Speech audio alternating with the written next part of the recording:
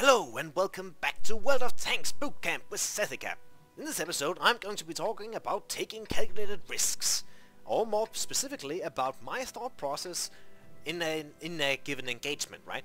When can I move forward? When can I move backward? Should I sit and wait on the enemy reload? Should I try and flank? Should I try and take the enemy on head on? Whatever. All of these thoughts are something I'm going to be talking a bit about, or at least giving you an introduction to. So let's get on with it, right? And that poor Rimasek Borsig doesn't have a very nice day to begin with, getting crushed by several 100,000 pounds of steel. Now, let's see. I'm in the T-28 prototype, the Tier 8, the American tank destroyer, one of the two. This one is the one with the turret, which usually means that it's the one with the worst gun, and that's still true in this tank. However, the gun is still quite capable with 400 damage, 250 penetration, even on the normal ammo, and 297 on the premium, which is absurd, and you'll never really need it unless you're going against Tier 10s, and even then, usually not. However, I could have gone around there. However, I need to really consider my role, right? I am a breach and clear tank. I usually play it like this, at least. So I need to get into the city, and I need to pull my weight around. Now, there's no enemy tanks around here. If there had been, I would not have stopped here. I would not in a million years have stopped out in the open if I had any inkling that I was spotted, or would be spotted. I would instead have gone over here and camped behind this here little bunker, until the enemy had either gone away or had died. Now, since we have a few friends up here and there's no real risk to me, I'm quite willing to take the shot at that M46 Patton down there, since he's a very juicy target and a very valuable target to me. And I hit. If there had been enemies, I would not have been willing to sit here, and I would certainly not have taken the second shot, which is only speculative. I don't even know if it hit, really.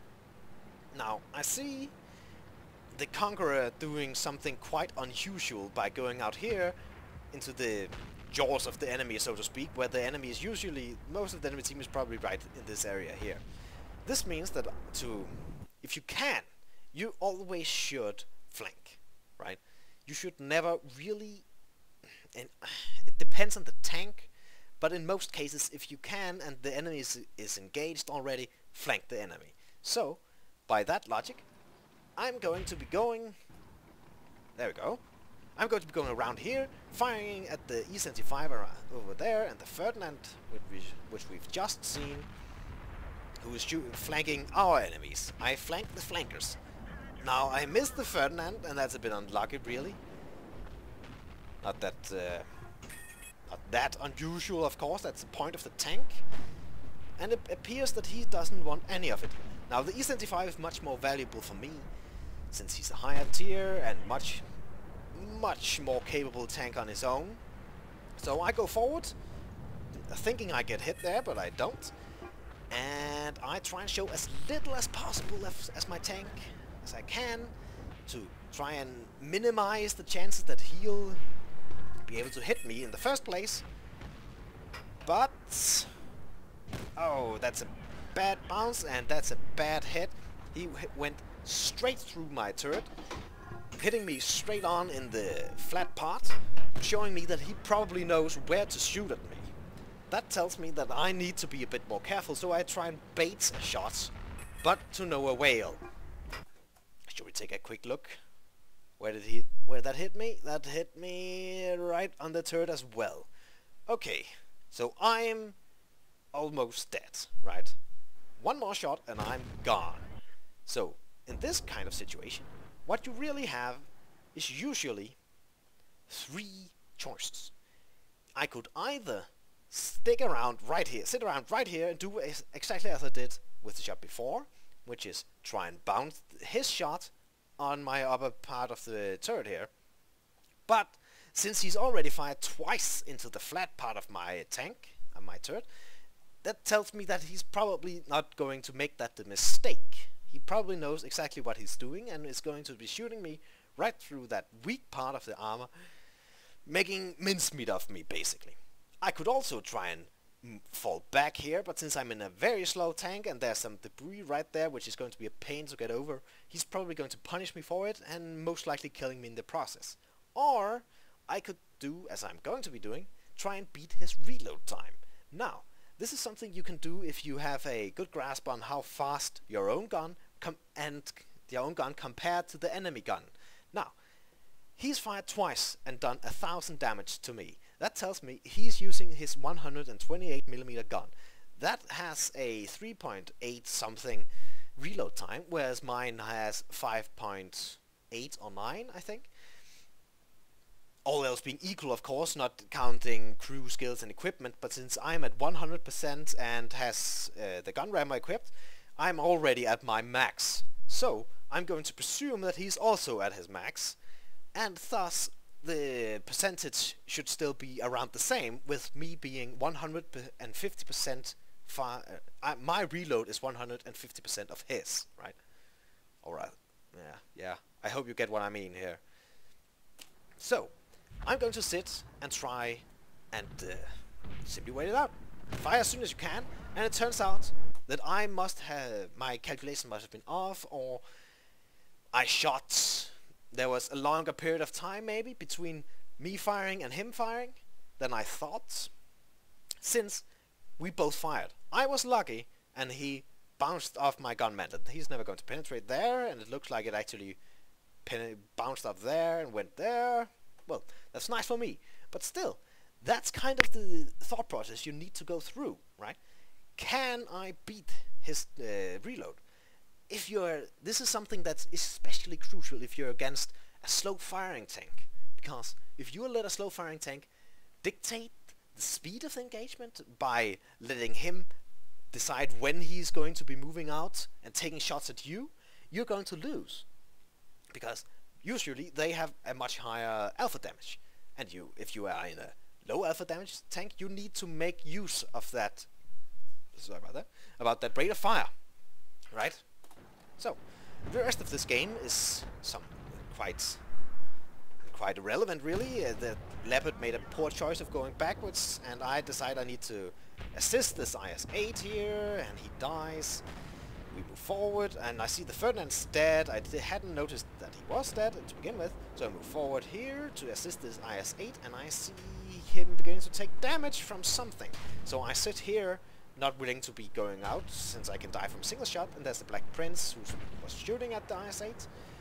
And now we can see that there's not really any possibility of other tanks being out here, so I'm quite willing to just go out. If you go out and you goad your team to be aggressive as well, you can quite often get some good positions. So we have the T-25.2 over there, who's going to die.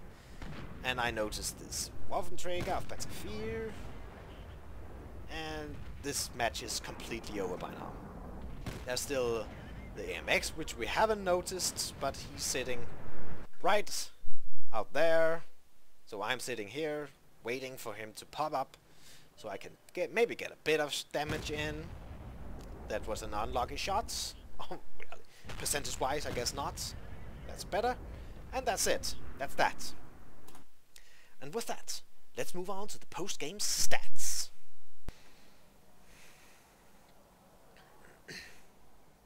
Alright, and here are the post-game stats. Now, I'm not going to be going into too much detail about the stats themselves, since they are rather irrelevant. Now, this was a first-class mastery badge with 51,000 credits earned, 5,400 experience earned at a 3 times victory, which is quite nice, and we can also see that I actually hit both shots at the M466 pattern, which is a great result.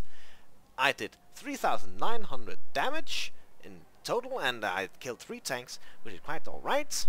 In the end, 1,200 experience with no modifiers, and 28,000 credits earned net. Now, all of that aside, what am I trying to tell you with this replay here? I'm trying to tell you that you need to, if you aren't it already, you need to start thinking about when you can and when you can't win an engagement with a given tank. There is no wrong way to engage a tank. Well, that might be a bit stretching it, but still, the mindset is quite alright. You need to think about what your tank can do against what the enemy tank can do. In this case, I thought that my tank had a much superior fire rate than his tank had. It turned out that it didn't have as good as I thought it would. It also turns out that I didn't have a tank gun rammer on, which probably didn't help, and if he had a vent, it certainly wouldn't. That would have even further aided in my demise, my potential demise. Still, even if it had turned out that even if I had died in that position, it would still probably have been the best choice I had at the moment. What you really need to consider, in many cases, just think about what you yourself would do against you as your enemy, right? So if I was that E75, what would I have done if the T-28 had started backing off? I would have gone after them. Immediately. Instantly. I would have pounced on the weakness, on the disadvantage of moving. Especially in a slow-moving tank like the T-28, I would have killed him instantly. No questions asked. I would have then done everything in my power, and I am so certain that he would have done exactly the same to me if I had tried to move away. So this was probably still the correct choice. What you need to start doing, what I need to start doing as well, even more, is considering both the strengths and weaknesses of your and your enemy's tanks. Now, this means you need to think about, can I beat his reload speed? Can I run away from him? Can I flank him? Can I get behind him? Can I get beneath him? In the ELC AMX, one of the best tactics against the big tanks is simply drive up to them. They don't have enough gun depression, right? You need to know what your tank can do that they can't handle. You need to know what you should be doing. And based on that, you need to take and make a risk assessment. You need to think to yourself, if I do this, if I do A, what is the possibility of them doing something that counters A?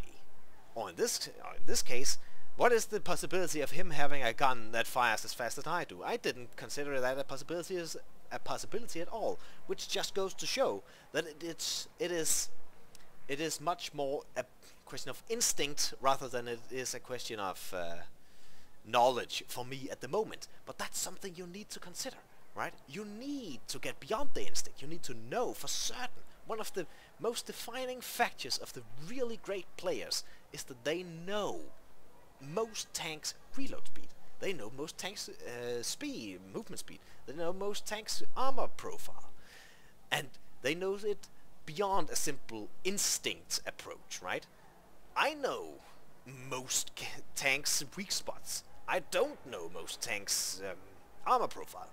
I wouldn't be able to tell you let's say, the armor thickness of the mouth from the front. I don't know. I know it's enough that I can't penetrate it in most cases. And that's usually enough. But if you really want to get brilliantly good, you need to know all these numbers. And these are just not going to be coming so easily. You need to play a lot, and you need to start getting into the mindset of exploring these tanks and getting the data into your mind. I used to be so good with this, and I've lost a lot of it, but it's slowly coming back, and it's going to be so great, and I hope to see you all on the journey back to feeling really good. Now, I hope you enjoyed, and I hope I'll see you back. Please remember to vote, comment, and subscribe. And as always, have a good night.